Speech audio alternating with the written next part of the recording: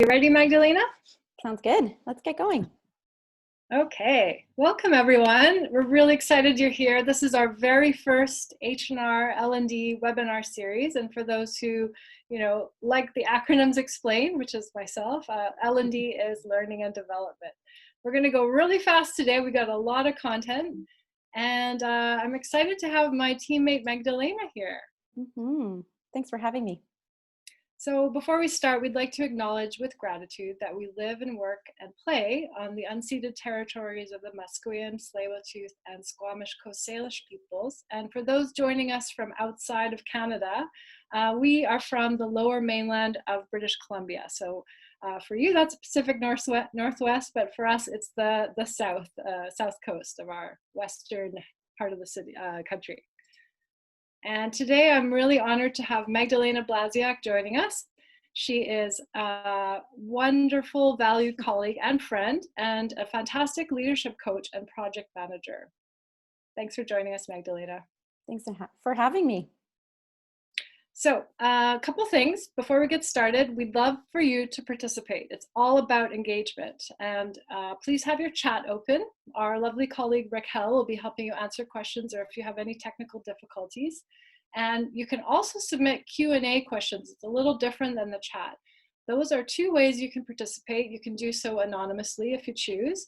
And we're going to launch a few polls today, so make sure you vote, and they're going to go really fast, so get ready. If you have anything you'd like to add, or if you're a bit shy to ask questions, you can always just chat to Raquel and she can send those to us. Okay, here we get started. We're going to do a lot today. Our goal, though, is to provide you with H&R and learning and development support, because we want to focus on helping nonprofit organizations do what you do even better. And the way we're going to do this is we're going to explore concrete strategies, there we go, to navigate change with 5 analogies on how to lead your teams effectively. We're going to have a little fun with the analogies, and we're going to reflect on just the leadership journey and the complexity of that by providing you with some actionable takeaways. Okay, so as I said, this is our very first in this series, and just a little snapshot of why we're doing this. Why are we offering this for free?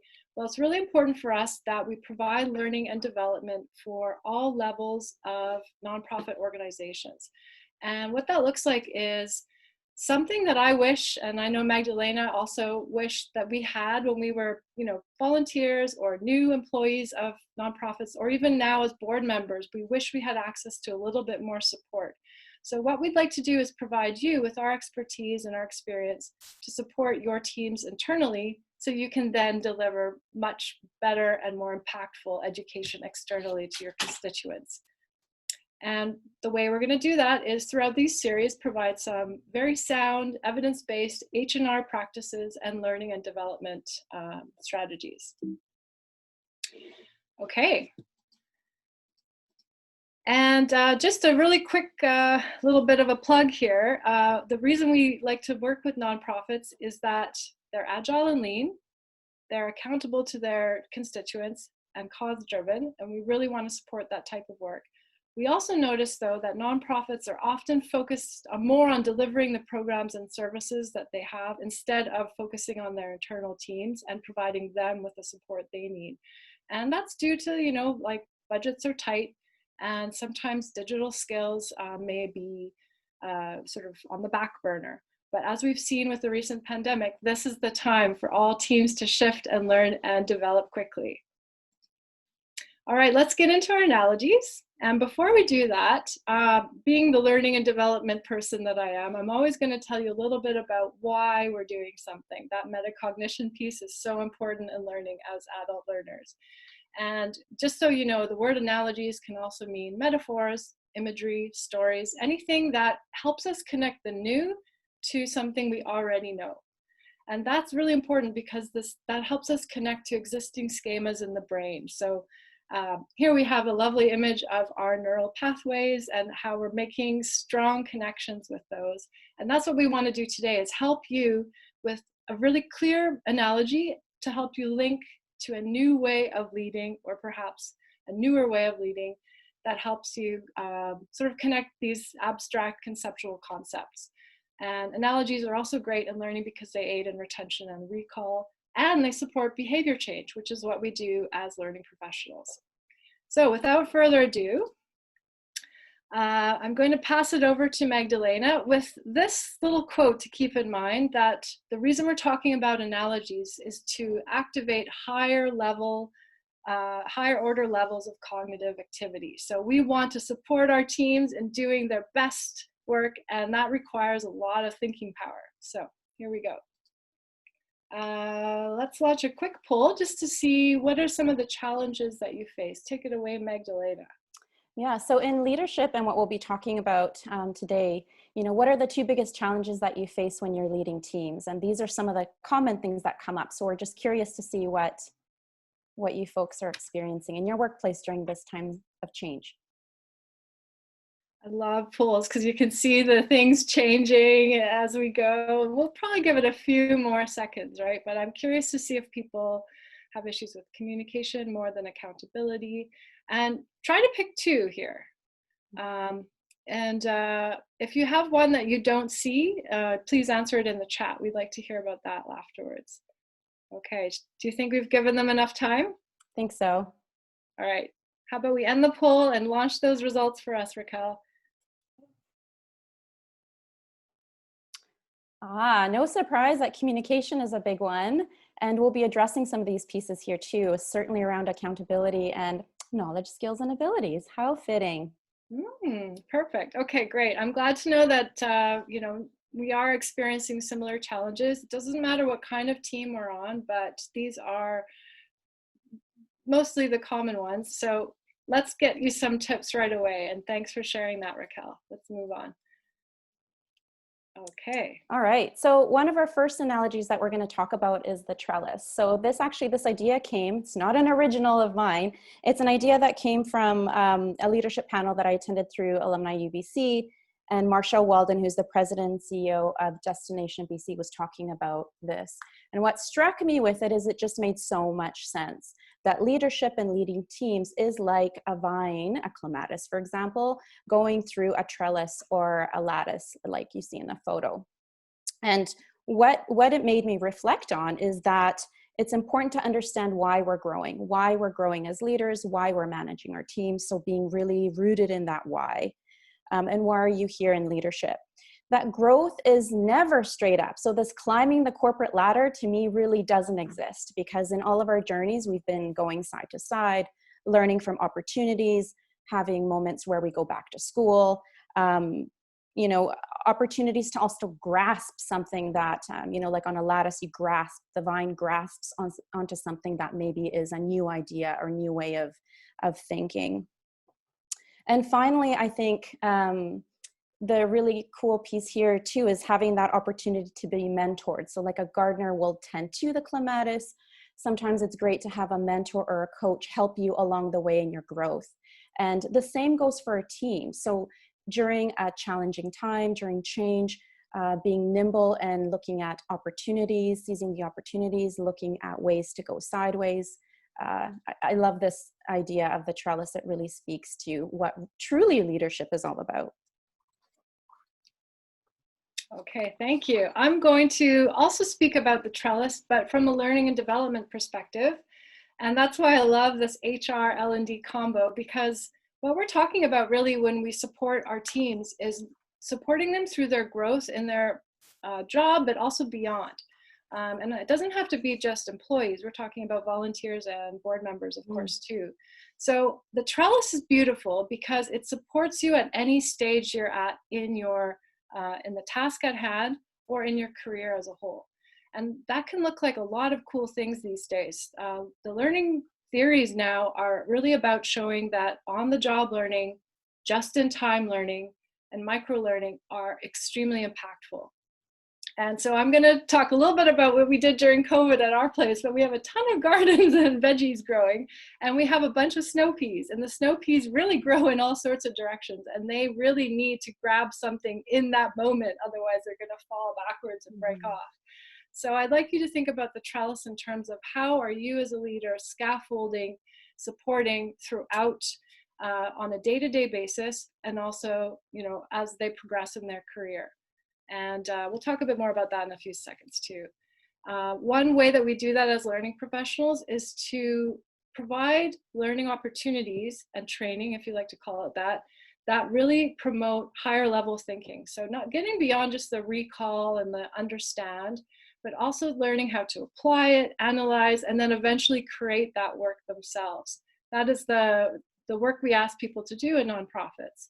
And so to get them there faster, provide that trellis and that multi-directional support.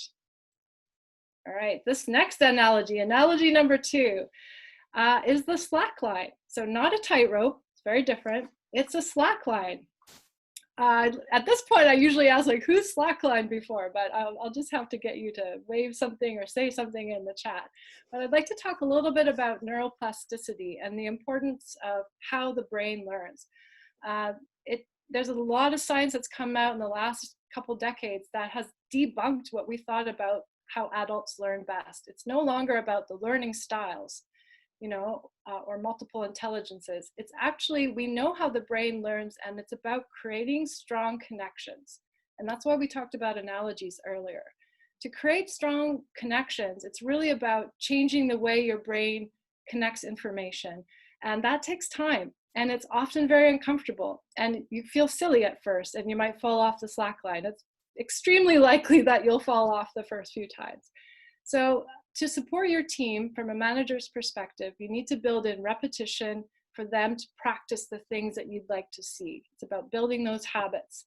And from a learning perspective, it's about resetting the forgetting curve. So we'll talk about that in a second, but essentially what it is if you provide a formal learning or training opportunity, make sure you talk about it a lot and you just keep practicing it over and over. And the reason for that is because slacklining, unlike tightroping, is really accessible. Most people can do it. If you can walk, you can slackline.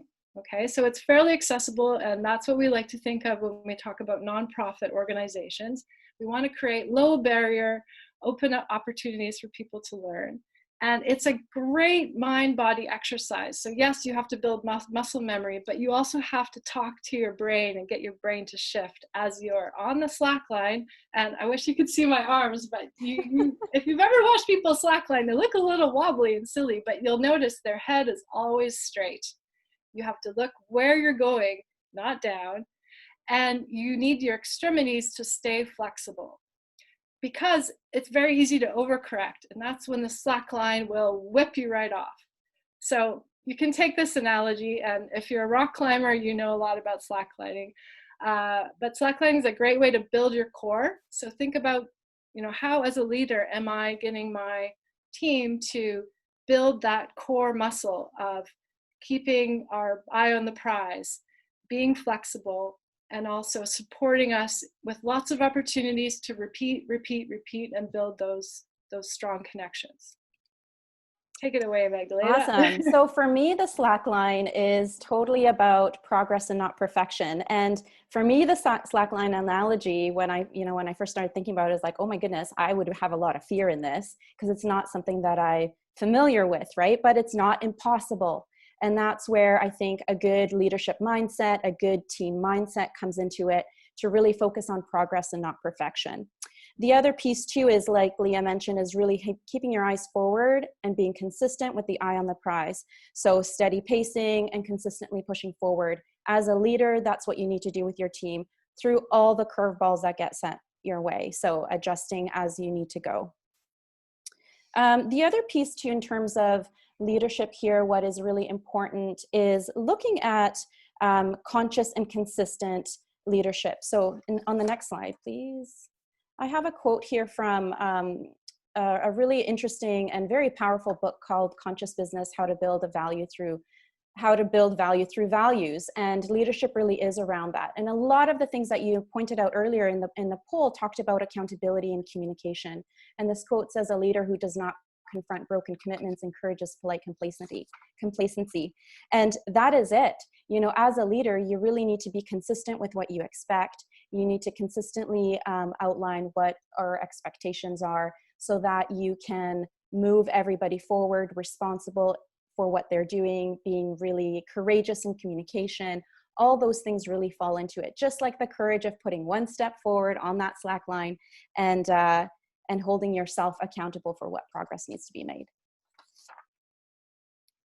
Thank you so much. Yeah. I know we're short on time, but I want to really talk about each of these 5 analogies. They're just so rich. So why don't you tell us a bit about number 3, the seesaw? Yeah, so the seesaw, I love the seesaw because it made me really get a little nostalgic of really experiencing that moment when you're on a seesaw as a kid. And the thing that came for me is pieces around facing some of the fears that happened, right? So being present in that moment on that seesaw as you're going up and down, finding balance and courage over comfort. The big pieces here that really come up during turbulent times is that piece around being present and facing fears. And I think this is where leadership really needs to be adjusted. In situational leadership, according to Hersley and Blanchard, effective leadership is task relevant, but most important, it adjusts with how people and what is happening in the situation.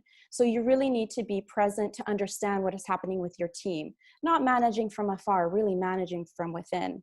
And you need to go with the flow, just like the seesaw, understanding what that balance is. The other piece around leadership here that is really key is, the next slide, please, is choosing courage over comfort. And I love Dr. Brene Brown's work. And if you have a chance to read Dare to Lead, Brave Work Through Tough Conversation on Whole Hearts, it is truly amazing because it talks about that when things are bumpy, when things are imbalanced or there's highs and lows, being there engaged with your team in that seesaw is the most powerful thing that you can give them because it shows humanity, shows that you're journeying with them. Sometimes you may need to ask for help. And that builds trust. It builds accountability. It brings about loyalty, and really that journey together is really amazing. I'm so glad that we chose some Brene Brown quotes. She is definitely one of my big time heroes, but especially right now with what the world's going through.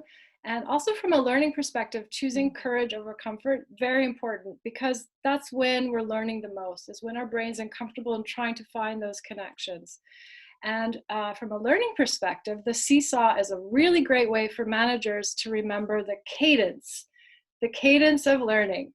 There's an up and down, back and forth. And if you're like me and my younger sisters who tried to keep me up, and I was like, let me down, then you know that this is an important rhythm that we need to develop for our team. And so what we mean by cadence of learning is learning that's chunked out and spaced out over time is proven to be more effective. So when you're delivering learning opportunities or when you're choosing learning opportunities, don't go for those giant, big, learn once, one event and then life goes back to normal. We've seen that those aren't actually very effective. That doesn't mean that conferences and one-time learning events will be ineffective. It means that as a manager and a leader, we need to provide that cadence. So talk to your team. How did it go? Ask them how they're applying it in their job. When you have your weekly check-ins or when you're doing your team meetings, maybe on a monthly basis, especially now when we're all on Zoom, make sure you build some time in for that. And just very quickly, there's lots of learning models nowadays that really support this cadence of learning. But whatever you do, provide them learning opportunities and training that is active. And there are 2 ways you can do that. One is the 70-20-10 learning model, which is great because formal learning is really only 10% of the entire picture of how someone learns on the job. It's also about working with other people, 20%, learning from them, and 70% actually doing the work. So the more you can apply it, the more you can create structures for them to have support, mentors, job shadow, even in a remote environment like we are today, then the better it is for our learners. And the second model, really quickly, is this is a great time, as I see organizations shift to digital learning, this is the perfect time to adopt the flipped classroom model. So instead of having a lecture or some sort of presentation and then having the learners go off and do something on their own, flip it. They can join a lecture such as this through e-learning, webinars, that kind of thing, and then you can engage with them in an in-person or remote virtual kind of led facilitated discussion. So lots of ways for managers, leaders to build in their learning in a really different but engaging way to keep that cadence of the seesaw going. All right, we have two All more right. analogies for you. We do, and I love this analogy. Actually leads in really well from the last that you just introduced, and this is around the ER. So imagine, you know, what happens in the hospital in an ER room. If there's a patient that comes in, every single time it's a unique opportunity, and every single time a different team comes together to work on that patient, and they work quickly. They're very nimble, they're very capable, and use whatever's available to ensure that that person gets the best care. And here, I think this is such a great opportunity for understanding that sometimes teams, different people need to come together, different specialists, and oversee whatever the problem is, whatever the project is. And this is so perfect for nonprofits because so much of the time you collaborate on different projects, whether it's a fundraising project or a new capital plan campaign, where board members, grant writers, event specialists, graphic designers, like a whole slew of people come together to really work through whatever the challenge or the opportunity is. And it happens really fast. And I love this analogy because of that. It also shows that there's opportunities for succession planning when the leaders oversee and inspect younger folks learning how to be on the job and learn from the best. I mean, that was part of my experience working in nonprofit, and it was just so amazing to be there to have that sort of opportunity. What I would say here too is that it's always important to ask questions, be curious, stay in your lane in terms of what your expertise is, but really learn from others around the opportunities that you may be solving together. It is truly important to be integral parts of the whole. The next slide, please. This concept around teaming is actually taken from a scholar out of Harvard named Amy Edmondson. And what I love about this quote is, in the most innovative companies, teaming is the culture. And I think that's what's really cool. It's not stagnation, it's innovation, it's unique perspectives, it's variety, it's solving things from different angles and adapting rapidly to changing and competitive situations. So I know right now with funding issues and nonprofits, I think sometimes the nonprofits have been more resilient than others, certainly ones I've been working with over the last 4 months, because they know how to work with less. So you need to be really that piece around innovation and changing environments and using all the things that you have. So. I am so glad that Magdalena introduced me to this analogy. And it's very recently, in the last few months, made a huge difference on my team. And so I'm going to speak about the ER from the perspective of managing a remote team, which is very pertinent nowadays, because I'm sure most of you are still working from home, right? But what we can learn from the teaming versus the team is that everybody, as Magdalena said, stays in their lane. Everyone has a profession, or they have a specialty or expertise, or they have a role on a project, right? And if you think of ER professionals, they are healthcare providers who are part of regulated professional associations. So they are accountable to a regulating body. They have to, provide care based on evidence and compassion. And ERs are also a great example of using technology when it makes sense, because they're always in the moment doing things. They don't have time for tons of tech training, but they do integrate technology, the latest innovations in medical tools when it makes sense. And they're very good at training their team. They run dry runs, they run drills, they do sort of prototypes and use cases, and they do them frequently. So again, there's that cadence of like, how often are you building in the rhythm of learning? And especially as we create remote teams, it makes a lot of sense for people who are working in isolation some of the time to know what their role is, and then to swoop in and really address a challenge, a project together in a teaming fashion. So that has really changed the way I work with my remote team, and I hope that will inspire you as well. The last one. This is my favorite one, because if you've seen any of my other webinars, I quote Dan Savage pretty often. So just for those who are not familiar with Dan Savage, he's a syndicated sex columnist, and he provides some great advice on life, love, and all the rest. In this case, we're going to use his campsite rule.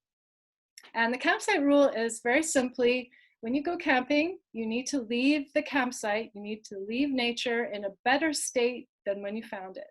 Same goes with the relationships, especially if it's a younger person or a less experienced person teaming with a more experienced or a person of authority, for example, an employer, a board, etc. So I think you get where we're going here. The question I'd like to leave you with today is, sometimes nonprofits are very concerned about providing the external support to your constituents or to deliver on your programs, but how are you leaving your volunteers, interns, employees, and board members in a better state than when they arrived? And what are they taking away with them? A lot of nonprofits provide amazing opportunities in terms of trying out different career paths, working on things that you maybe never had experience doing, or providing training for things that person, that individual may never have had access to. So again, think of the campsite rule. How are they leaving your organization, because they will one day, a better, more developed and more skilled professional? Yeah, so for me, the campsite rule is really everything I needed to know about life I learned at camp. And it's a personal story that I'll share with you. Is when I was 15, I went to a leadership camp at the Canadian Red Cross, and I kind of got hooked on volunteering and contributing to my community through leadership and volunteering and such. And truly, it was everything that I learned about leadership started there. It was a huge part of mentorship, which I think nonprofits are exceptional at, providing mentorship. It was around building fundamentals of human connection. So introducing me to the concepts of team dynamics and what does that mean? What does it mean to show up as you and who you are? Being resourceful. I mean, we've woven that resourcefulness throughout, because it's true. Nonprofits really know how to be innovative and resourceful. Being goal-oriented and working together, and having confidence to be able to work within a team for public speaking, around project management, conflict resolution, all of that stuff. So it's really been a foundational part. And I know, when you go to camp, you learn how to sometimes get your badges in archery or paddling, and you'll never really abandon those skills in your life. That will always come back. And I think that's really how this analogy is quite meaningful for me, because you do really keep those skills for life. Well said. So we're going to wrap it up very quickly, because we'd like to have time for one or two questions if possible. But can you just summarize sort of some of the big picture things we've talked about today? Yeah, I think, the big pieces that are takeaways around these analogies is bringing your best leader forward, understanding how to support and motivate your team, because at the end of the day, you are part of that. Choose effective learning experiences, and Leah shared a plethora of different ways of learning and the importance of each of those.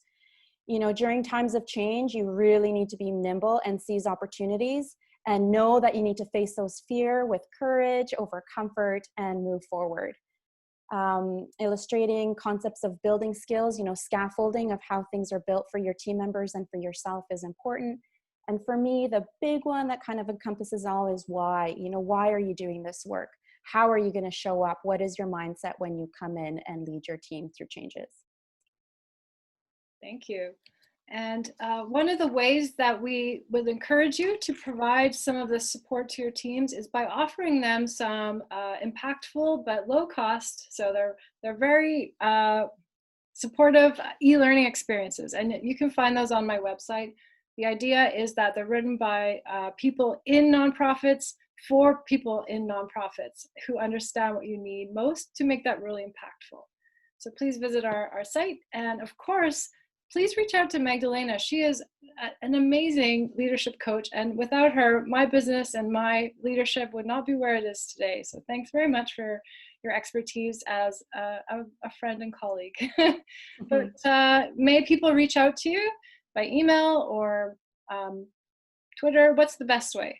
Well, the best way is via email. That's my handle for Instagram, so find me there as well. And definitely check out my LinkedIn. Great. I am also on LinkedIn. It's my favorite social platform because I like to learn things. So please join me there, and do check out both of our websites. We hope you can join us again for the next, so number 2 in our series. It's with Sean Rabel of Global Total Rewards. He is an HR and mental health operations consultant. So we'd like to give it a few minutes for questions. I know we're short on time. If you have to leave, that's fine. But if you have a question, make sure you type it in. We'll be sure to reply by email. Perhaps Raquel, you could pick 1 or 2 for us right now. What's popped up in the question and answer feed? We haven't had a Q&A question, but we did have a few people asking if the presentation will be available. Of course, yes. We're going to record this and we'll share it. It'll be widely available on all sorts of things, but mostly my website. And I'd be happy to share the slides with you too, if you like. Nice to have those visual cues. Good question. And just so you know, in the second question of the poll, most people voted for the ER team analogy. Interesting. Okay, great. Yeah, we were sorry we didn't have too much time for that, but the ER team is a really good one. I'm glad that it resonated with you.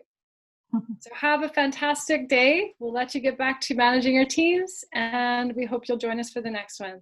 Thanks, everyone. Bye-bye.